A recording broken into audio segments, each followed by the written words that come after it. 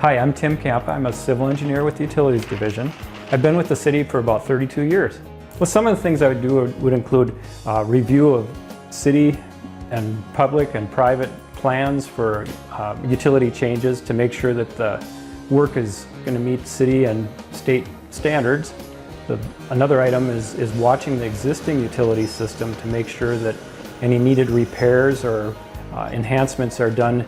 And then the third area is providing detailed engineering or technical information to city staff, to developers, and then even sometimes reporting to other local and state agencies in detailed reports.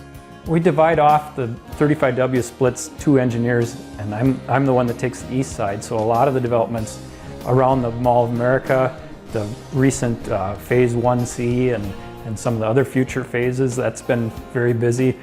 There's been a lot of hotels going up around the mall. Originally, a lot of these buildings were single-story and a lot lesser use, a lot less flows and that type of thing. So the pipes that were put underground are smaller. And now, you take a single-story office building and put a 10-story hotel up.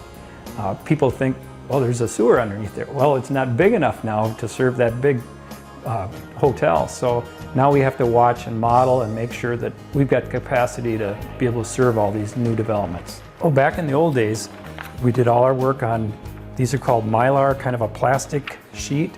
You could only draw on them so many times because if you erased them too many times, you'd put a hole in it. We worked 24 hours printing up all these sets of plans so that they're ready for the bid openings. And now it's on computer.